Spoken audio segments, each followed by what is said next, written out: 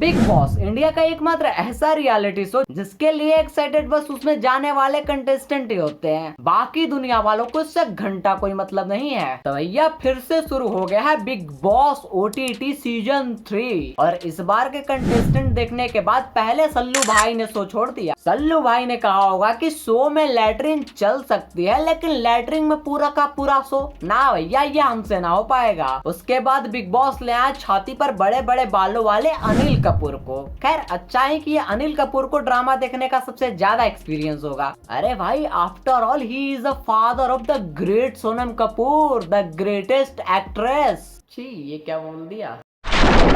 तो big boss या बवासीर के पहली प्रतियोगी है हमारी प्यारी चंद्रिका दीक्षित जी AKA वायरल बड़ा पाव गर्ल। अब देखो चंद्रिका जी बिग बॉस को लेकर इतना ज्यादा ऑब्सेस्ड थी कि बिना बिग बॉस में गए भी वो पहले भी सड़क पर लफड़े ही करती थी। मैं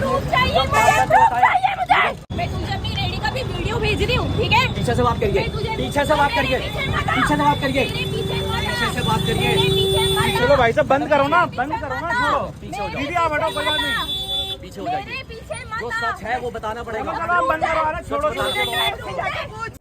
और बिग बॉस में भी वही करना होता है, लोगों का अटेंशन पाने के लिए तुमको लफड़े करने पड़ते हैं। बाहर म्युनिसिपैलिटी वालों से और अंदर बाकी के घर के मेंबर से लड़ो सालो, मुझे उससे क्या। चंद्रिका जी एक पॉडकास्ट में बताई थी कि वो अपने बेटे के चलते बड़ा पाव बेच रही थी, बेटे के चलते उन्होंने हल्दीराम में जॉब छोड़ दी और अब बेटे को छोड़कर खुद बिग बॉस में गए। वाह भैया वाह, क्या ही लॉजिक है। अब हर आदमी के पीछे एक औरत का हाथ होता है, लेकिन चंद्रिका जी के सफलता के पीछे उनके पति, माइक, कैमरा, बहुत सारे लफड़े और 20-25 किलो आंसू थे। उसके बाद चंद्रिका जी पहुंच गई बिग बॉस में।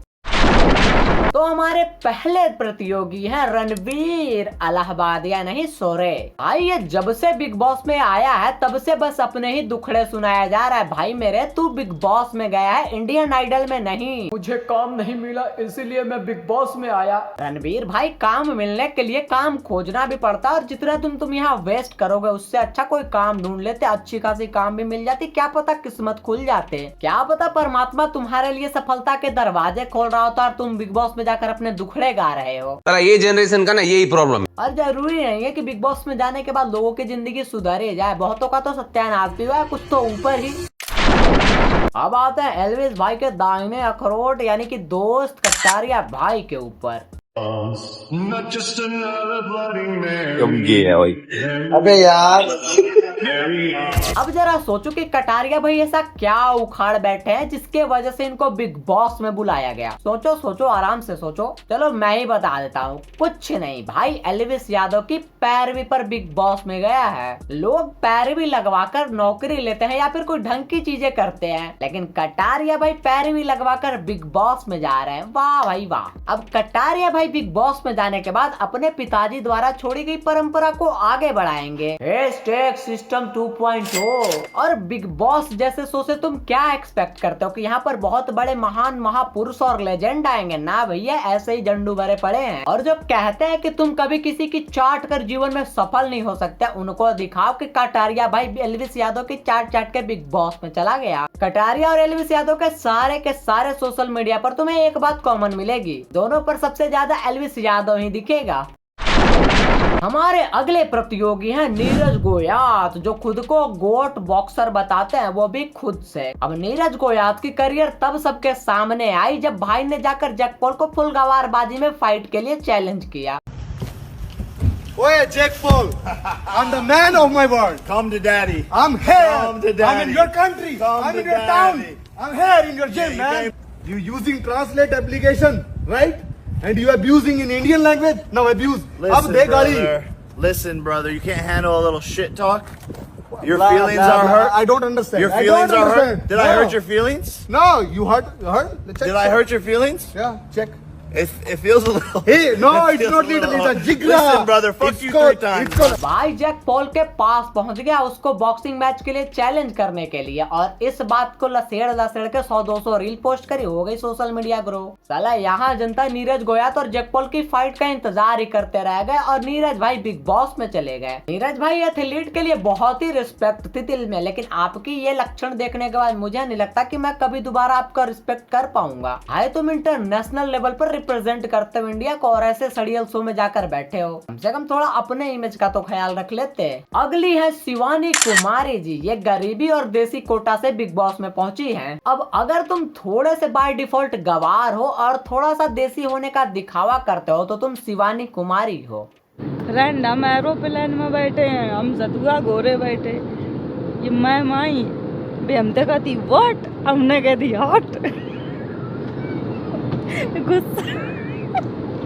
गुस्सा हो गया, चली गई मैं, हमें पता कहा कह रही मैं अंग्रेजी बोल रही। खैर इस पर तो एक डेडिकेटेड वीडियो आएगी, लेकिन उससे पहले बाकी जितने भी गवार बचे हैं उनके बारे में बात कर लेते हैं। अगले हैं विशाल पांडे जी, जो कि एक्स टिकटॉकर रह चुके हैं और रील्स पर अभी भी लिपसिंग कर करके अपना करियर को मेंटेन करने की कोशिश कर रहे हैं। और जब इनसे पूछो तो ये कहते कि हाँ भैया मैंने बहुत ही स्ट्रगल की है। हालांकि आज तक मुझे कहीं भी इनका स्ट्रगल दिखा नहीं, दिखा तो वही घिसा पिटा हुआ लिपसिंग के रील्स। मुझे ना इस बार एग्जाम में 90% मार्क्स चाहिए। मैं तो 100% का सोच रहा हूँ। मजाक बंद कर।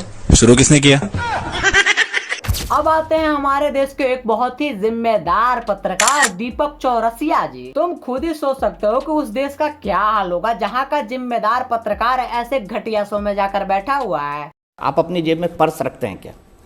पर्स रखते हैं क्या? बटुआ जिसके अंदर पैसे होते हैं। मुझे तो लगता है कि दीपक भाई को प्रॉपर फंडिंग मिली नहीं है इलेक्शन में, तभी तो ये करना पड़ रहा है।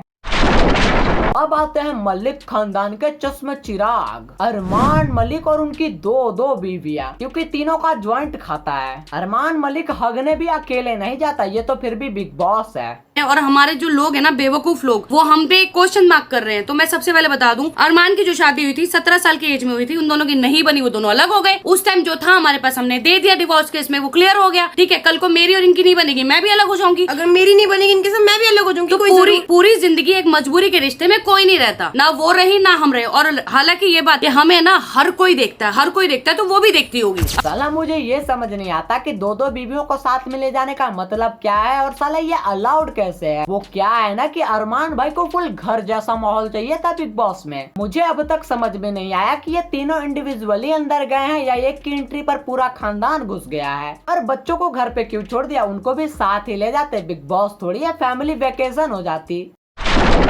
अब जियो सिनेमा वालों का कहना है कि इस बार भैया हम बिग बॉस उन्हीं को दिखाएंगे जो 29 रुपया देकर हमारा सब्सक्रिप्शन खरीदेंगे। तो बिग बॉस वालों मेरी बात सुनो, जब ये बवासीर फ्री में आती थी मैं तब भी इसको नहीं देखता था, और अब तो तुम 29 रुपए की बात कर रहे हो। और जो 2-4 कंटेस्टेंट रह गए हैं, मान लेना वो इनसे भी गए गुजरे, उनके बारे में बात करने का कोई मतलब ही नहीं बनता। तो बस मित्रगणों, आज की वीडियो यहीं पर समाप्त होती है। अब अगर ये वीडियो पसंद आई है, जो कि मुझे पता है कि आई है, तो फटाक से वीडियो को एक लाइक कर देना, चैनल को एक सब्सक्राइब कर ही देना याद से। और प्लीज कमेंट में बताओ कि तुम्हें वीडियो कैसी लगी। मुझे इंस्टाग्राम पे फॉलो कर सकते हो। मैं मिलता हूँ तुमसे अगली वीडियो में, तब तक तुम अपना ख्याल रखो, हम अपना ख्याल रखते हैं। जय राम जी की।